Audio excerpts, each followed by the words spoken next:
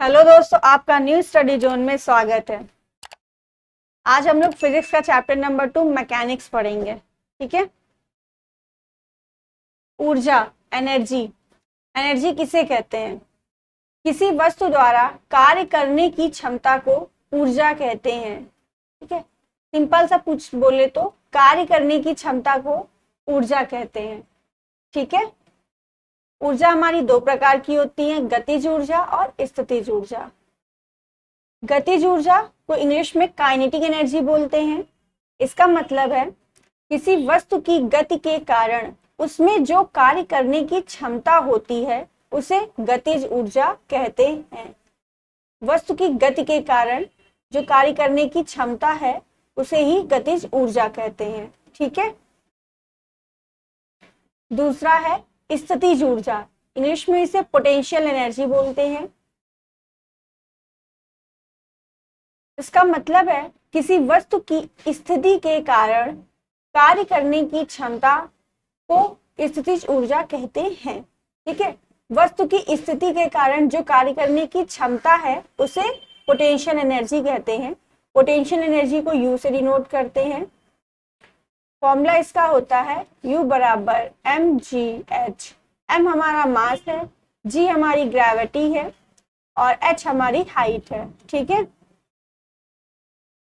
और kinetic energy का जो फॉर्मूला होता है हाफ mv² होता है। ठीक है। नेक्स्ट है आपका ऊर्जा संरक्षण का नियम, law of conservation of energy.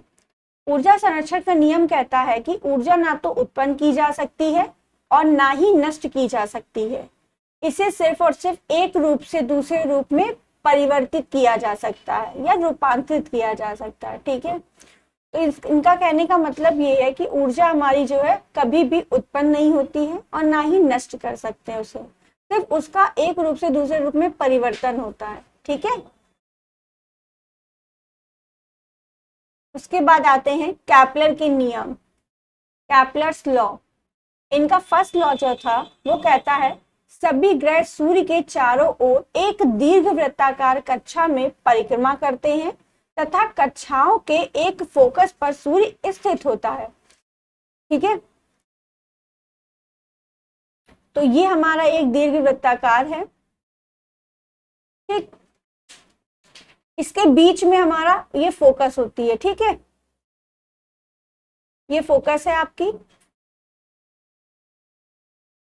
Focus में हमारा सूर्य है और इसके चारों तरफ ये प्लैनेट चक्कर लगा रहा है। ठीक है। बस फर्स्ट लॉ इतना ही कहता है, सूर्य के चारों ओर एक दीर्घ वृत्ताकार कक्षा में परिक्रमा करते हैं सभी ग्रह। ठीक है। तथा कक्षाओं के एक फोकस पर आपका सूर्य स्थिर होता है। यही फर्स्ट लॉ है। ठीक है। सेकेंड लॉ कहता है यह नियम कोणीय संवेग संरक्षण पर आधारित है। सिंपल एक क्वेश्चन पूछा जाता है कैपलर का सेकेंड लॉ किस नियम पर आधारित है, तो कोणीय संवेग संरक्षण के नियम पर आधारित है। ठीक है। ये नियम क्या कहता है ये देखते हैं।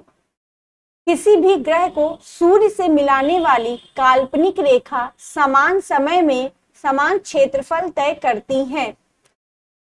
ये हमारा सूर्य फोकस पर स्थित है। एक समय में मान लीजिए हमारी काल्पनिक रेखाएं, तो यहाँ पे समान समय में ये समान क्षेत्रफल तय करेंगे। ठीक है। S1 और S2 इक्वल होंगे। यही हमारा सेकेंड लॉ कहता है। ठीक है। जो सूर्य को मिलाने वाली जो काल्पनिक रेखाएं हैं वो समान समय में समान क्षेत्रफल तय करेंगी। ठीक है। ये सेकेंड लॉ था। थर्ड लॉ क्या है कैपलर का? इन्होंने बताया किसी भी ग्रह का सूर्य के चारों ओर परिक्रमण काल को हम कैपिटल T से डिनोट करते हैं, का वर्ग, यानी परिक्रमण काल का वर्ग ग्रह की दीर्घ वृत्ताकार कक्षा के अर्ध दीर्घ अक्ष की तृतीय घात समानुपाती होता है। तृतीय घात के समानुपाती होता है। ठीक है। तो मान लिया अर्ध दीर्घ अक्ष हमारी, उसको हमने A से डिनोट किया। ठीक है। तो समानुपाती का ये साइन है किसके? तृतीय घात के, तो ये तृतीय घात। ठीक है। तो परिक्रमणकार सूर्य के अर्घ दीर्घ अक्ष की तृतीय घात के समानुपाती होता है। ये केपलर का थर्ड लॉ था। ठीक है, क्लियर। आगे बात करते हैं हम कुछ फॉर्मूले जो हमारे हैं मैकेनिक्स के, उनकी। चाल का फॉर्मूला हमने आपको बताया था, दूरी बटे समय। ठीक है, विस्थापन का फॉर्मूला है आपका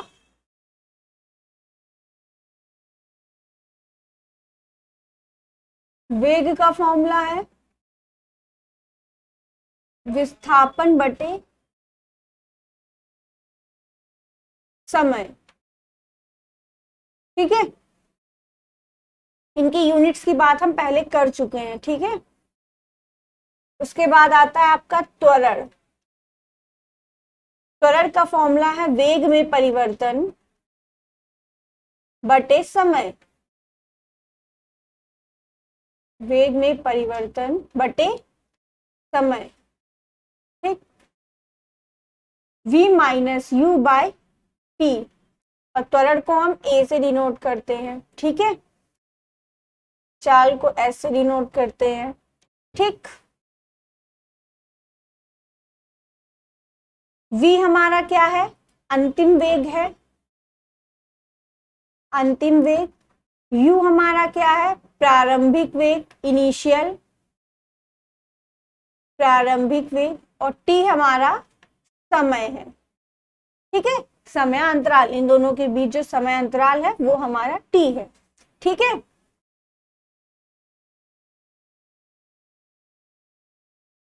नेक्स्ट फॉर्मूले की बात करते हैं, बल F। इसका फॉर्मूला होता है मास इनटू एक्सेलरेशन, द्रव्यमान गुणे त्वरण।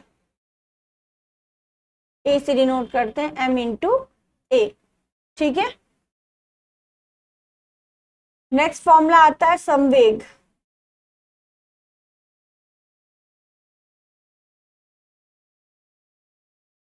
संवेग इज इक्वल टू द्रव्यमान गुणे वेग परिवर्तन। वेग परिवर्तन, द्रव्यमान को m से, वेग परिवर्तन यानी वेग v से। ठीक है, तो P बराबर mv, ये फॉर्मूला हो गया। अभिकेंद्र बल का फॉर्मूला क्या होता है, अभिकेंद्रीय विकेंद्र बल। ठीक है, इसको F से डिनोट करेंगे। इसका फॉर्मूला होता है F बराबर mv स्क्वायर बाय r। यहाँ पे m तो आपका घूमते हुए कण का द्रव्यमान है। अभिकेंद्र बल हमारा वृत्तीय गति पर जब कोई पथ गति करता है, कोई वस्तु, तब हमारा वो वस्तु वृत्तीय पथ पर गति क्यों कर रहा है, वो अभिकेंद्रीय बल के कारण, और ये हमेशा सेंटर की तरफ लगता है। ठीक है, अभिकेंद्रीय बल केंद्र की ओर लगता है। ठीक, तो m हमारा क्या है, घूमती हुई वस्तु का द्रव्यमान, घूमती हुई वस्तु का द्रव्यमान। v हमारा क्या है, घूमते हुए कण का वेग। ठीक है, वो जो कण है हमारा किस वेग से घूम रहा है, घूमते कण का वेग। ठीक है, और r हमारा वृत्तीय पथ की त्रिज्या है ये। ठीक है, r हमारा वृत्तीय पथ की त्रिज्या है, वृत्तीय पथ की त्रिज्या। ठीक है, तो जब कोई कण एक वृत्तीय पथ पर गति करता है तो उस पर एक केंद्र की ओर अभिकेंद्रीय बल लगता है। ठीक है, तभी वो वस्तु हमारी घूम रही है। बचपन में आपने धागे में एक कुछ भी बांध के घुमाया होगा तो वो क्या है, गति करता है। तो वो एक किस प्रकार की गति है, वो एक वृत्तीय गति है। ठीक है,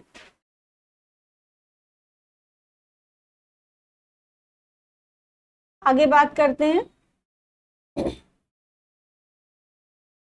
अभिकेंद्र बल हमारा हो गया। फिर आता है बल आघूर्ण। बल आघूर्ण,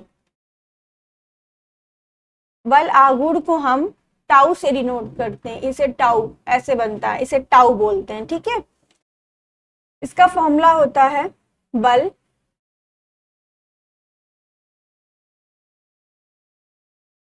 बल को F से डिनोट करते हैं इनटू बल गुणे बल और अक्ष के बीच की दूरी, बल और अक्ष के बीच की दूरी, ठीक है। इसे एफ डॉट एक्स, तो tau is equal to F X, ठीक है। ये फॉर्मूला होता है बल आघूर्ण का। एक्स क्या है हमारा, बल और अक्ष के बीच की दूरी है, ठीक है। नेक्स्ट, सरल आवृत्त गति करते हुए पिंड का आवर्त काल, आवर्त काल का फॉर्मूला, सरल आवर्त गति करते हुए पिंड का, इसका फॉर्मूला होता है T बराबर 2 पाई रूट L बाई जी, ठीक है। जहां L क्या है, धागे की लंबाई, धागे की लंबाई, और G क्या है आपका गुरुत्वीय त्वरण, ठीक है, गुरुत्वीय त्वरण का डायग्राम ऐसे आएगा आपका। ये हमारा पेंडुलम है, ये एक बार इधर जाएगा, फिर इधर जाएगा, और फिर ये आएगा, तब ये हमारा एक दोलन पूरा होता है, ठीक है। तो ये धागे की लंबाई ये है, और नीचे जो फोर्स ग्रेविटेशनल लग रहा है वो, ठीक है।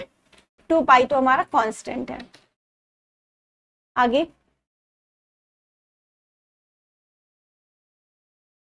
इसके बाद आता है विद्युत चुंबकीय बल।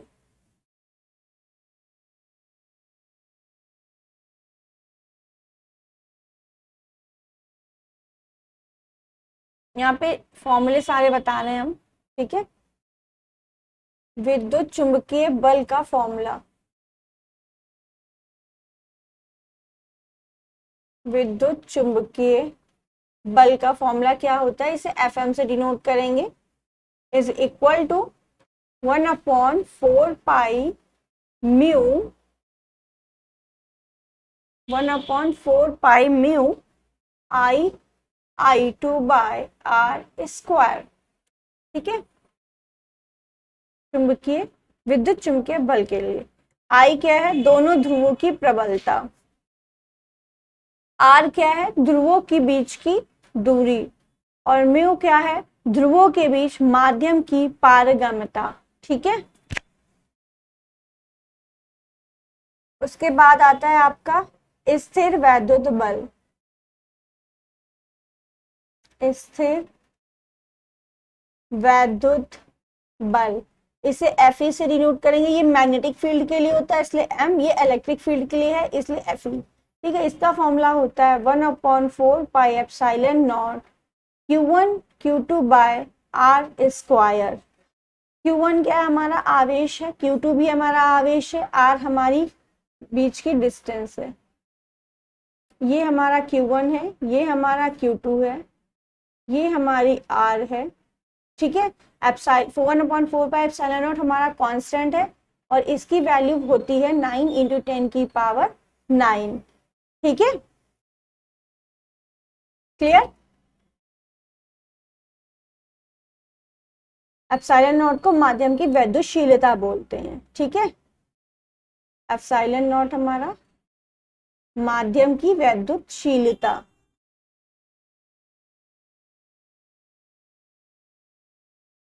वैद्युतशीलता, ठीक है। नेक्स्ट, भार का हमारा फॉर्मूला क्या होता है, भार W से डिनोट करते हैं, और इसका फॉर्मूला होता है W बराबर mg। m हमारा मास है, g हमारी ग्रेविटी, ठीक है।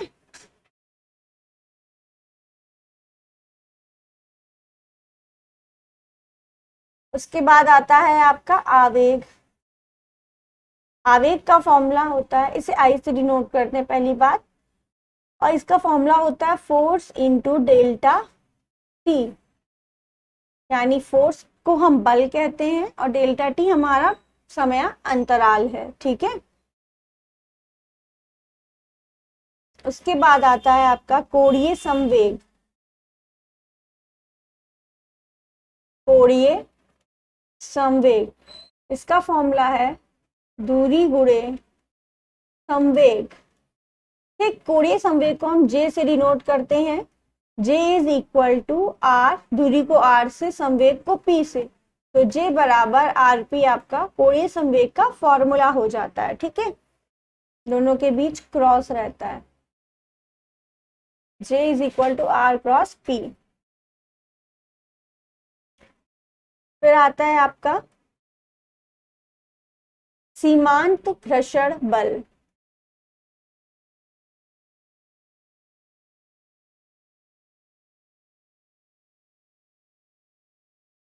सीमांत घर्षण बल, ठीक है। सीमांत घर्षण बल को हम Fs से डिनोट करते हैं, is equal to mu s into r, ठीक है। म्यू एस आपका क्या है, स्थैतिक घर्षण कांस्टेंट, स्थैतिक घर्षण गुणांक, स्टैटिक फ्रिक्शन कांस्टेंट, ठीक है। और आर हमारा है अभिलंब प्रतिक्रिया बल, अभिलंब प्रतिक्रिया बल, ठीक। ये सीमांत घर्षण बल का फॉर्मूला है, ठीक। ये हमने आपको फॉर्मूले कुछ बता दिए। अब बात आती है हमारी न्यूटन के गुरुत्वाकर्षण नियम, न्यूटन्स लॉ ऑफ ग्रेविटेशनल, उसका फॉर्मूला क्या था।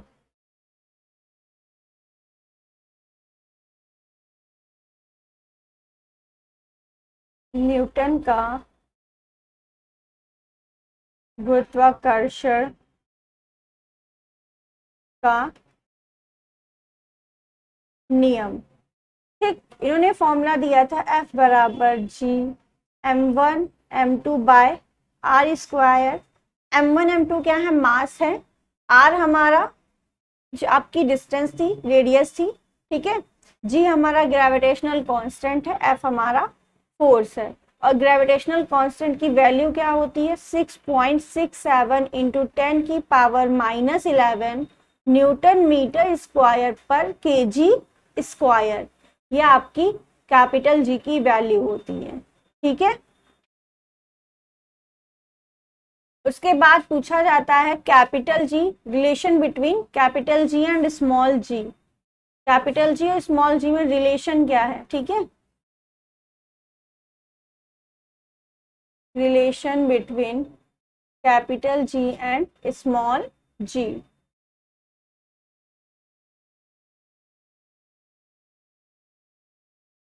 तो इसका फॉर्मूला होता है small G is equal to capital G M E upon R square, ठीक है। एम ई क्या है, mass of earth, R E क्या है, रेडियस ऑफ अर्थ, जी हमारा ग्रेविटेशनल कांस्टेंट है और स्मॉल जी हमारा आपको पता ही है ग्रेविटी है, ठीक है। तो पूछा जाता है relation between capital G and small G, small G is equal to capital G M E upon R square या G M upon R square, ठीक है। ये भी मिल सकता है, ठीक। उसके बाद आता है आपका रेखीय गति के समीकरण, रेखीय गति के समीकरण, ठीक है। रेखीय गति के समीकरण कितने हैं, 3 हैं। कौन कौन से, पहला आपका समीकरण है v is equal to u plus a t. दूसरा समीकरण है s is equal to u t plus half a t square. तीसरा आपका समीकरण है v square is equal to u square plus 2as, जहां पे v क्या है, अंतिम वेग है, u क्या है, प्रारंभिक वेग है, और ए आपका एक्सेलरेशन यानी त्वरण है, और टी आपका समय है, और एस आपकी दूरी है। ठीक है, सारे टर्म क्लियर हैं? तो ये तीनों समीकरण याद होने चाहिए। ये फॉर्मूले हम आज आपको बता रहे हैं, फिर कल इनसे रिलेटेड जितने क्वेश्चन आए हुए हैं रेलवे ग्रुप डी में वो हम आपको कराएंगे। ठीक, सारे पॉइंट्स को आज देखते जाइए क्या क्या हम बताते जा रहे हैं। ठीक है, ये आपकी साइंस की बुक से ही हम पढ़ा रहे हैं। उसके बाद नेक्स्ट पॉइंट है आपका ऊर्जा। ऊर्जा जो है उसे ई से डिनोट करेंगे। ये गतिज ऊर्जा और स्थितिज ऊर्जा दोनों का एडिशन होता है। यांत्रिक ऊर्जा कैसे अगर हम पूछे निकालें तो आप गतिज ऊर्जा निकालिए और स्थितिज ऊर्जा निकालिए, दोनों का ऐड कर दीजिए, आपको यांत्रिक ऊर्जा या ऊर्जा पता चल जाएगी। तो kinetic energy plus potential energy, गतिज ऊर्जा प्लस स्थितिज ऊर्जा। अभी हमने आपको गतिज ऊर्जा का फॉर्मूला बताया था हाफ mv², और पोटेंशियल एनर्जी का mgh। ये आपका E का फॉर्मूला बन जाएगा। ठीक है, नेक्स्ट पॉइंट आता है शक्ति। शक्ति पावर, पावर का फॉर्मूला होता है कार्य बटे समय। जितने समय में हम जितना कार्य करते हैं वही हमारी शक्ति है ना।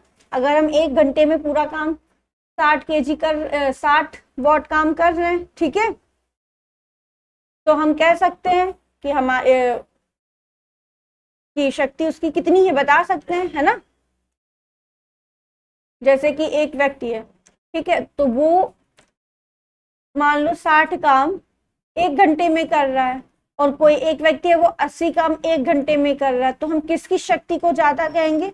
इसकी। ठीक है, तो कार्य बटे समय से जिसकी वैल्यू ज्यादा आएगी उसकी शक्ति ज्यादा होगी, और जिसकी वैल्यू कम आएगी उसकी शक्ति कम होगी। ठीक है, तो कौन ज्यादा काम करेगा? ये काम ज्यादा करेगा, है ना। ये 1 घंटे में 60 काम कर रहा है, ये घंटे में 80, 20 काम इससे ज्यादा कर रहा है। ठीक है,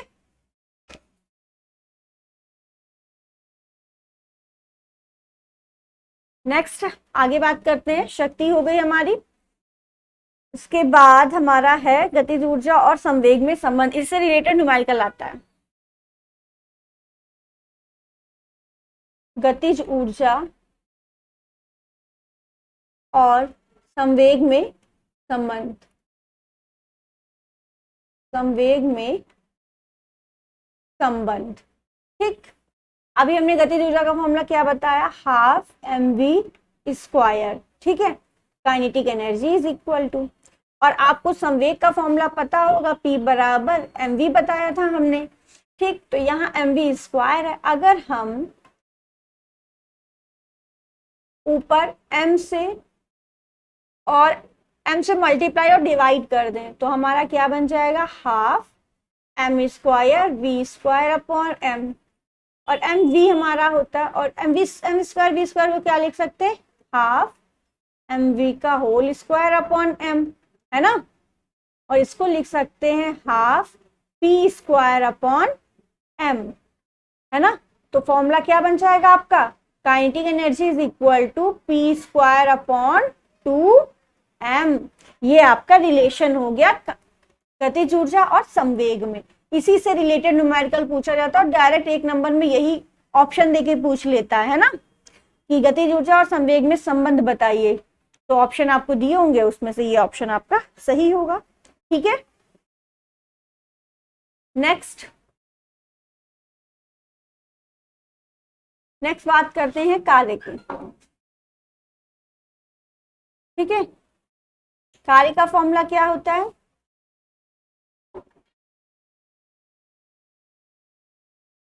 कार्य बराबर बल गुणे समयांतराल। ठीक है, सॉरी, कार्य बराबर फोर्स इंटू डिस्प्लेसमेंट होता है, तो बल गुणे विस्थापन। ठीक, यानी FW is equal to force into displacement. ठीक है, या डेल्टा डी भी बोल सकते हैं।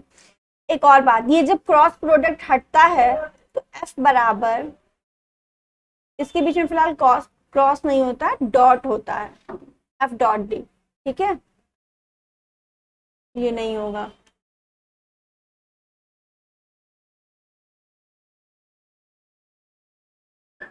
ठीक है, तो हम ये डॉट प्रोडक्ट जब हटाएंगे तो F delta D cos theta, एक न्यूमेरिकल यहाँ से आ जाता है एंगल देके, तो ये कॉस थीटा हमारा जब डॉट प्रोडक्ट हटता है तो कॉस थीटा आ जाता है।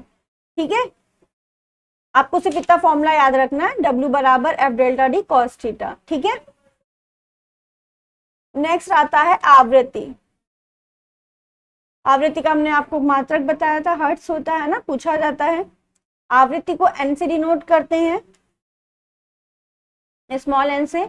ये आवर्त काल का रेसिप्रोकल होता है। ठीक है, और टी बराबर क्या होता है, 2 पाई बाय ओमेगा, तो यहाँ पे टी की वैल्यू रखेंगे तो ओमेगा बाय 2 पाई, टी बराबर 2 पाई बाय ओमेगा होता है। ठीक है, तो ये फॉर्मूले आपको याद रखने, सब न्यूमेरिकल में काम आएंगे। ठीक है, एन क्या है आपका, लगाए गए चक्रों की संख्या, और टी क्या है आपका आवर्त काल है यहाँ पे। ठीक है,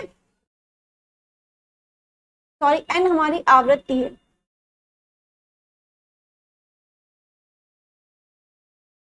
आवृत्ति बोले या लगाए गए चक्रों की संख्या बोले, बात एक ही है। ठीक है, आवृत्ति का मतलब भी वो बार बार है ना।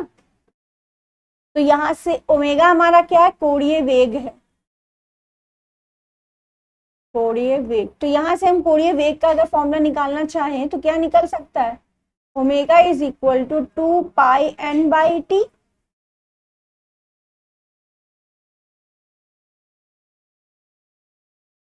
स्मॉल टी, ये आ जाएगा आपका ओमेगा का फॉर्मूला, कोणीय संवेग का।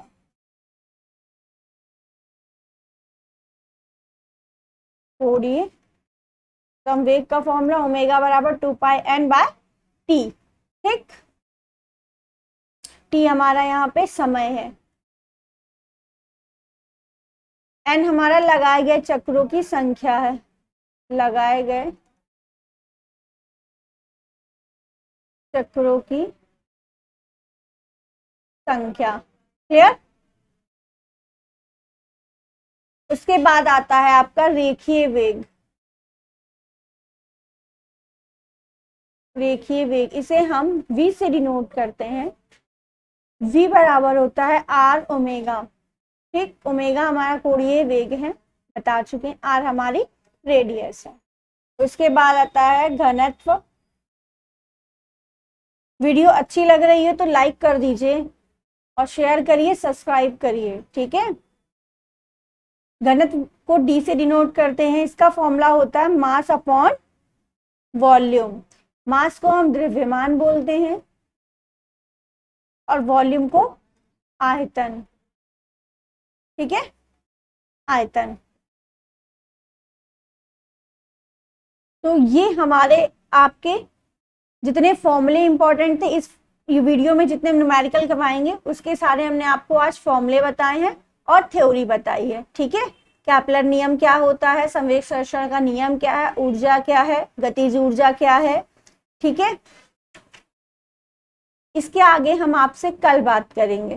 ठीक है, तो वीडियो अच्छी लगी है लाइक कर दीजिए, चैनल पे नए हैं तो सब्सक्राइब कर दीजिए, और प्रीवियस वीडियो देखने के लिए लिंक हमारा डिस्क्रिप्शन बॉक्स में दिया हुआ है, वहां से आप देख सकते हैं। इसकी हमने 2 वीडियो बना दी है, जिसमें एक चैप्टर हमने यूनिट्स वाला कंप्लीट करा दिया। ठीक है, और पीडीएफ लेने के लिए आपको टेलीग्राम से हमारे जुड़ना होगा, डिस्क्रिप्शन बॉक्स में लिंक दिया हुआ है, वहां से आप जुड़ सकते हैं। Thank you.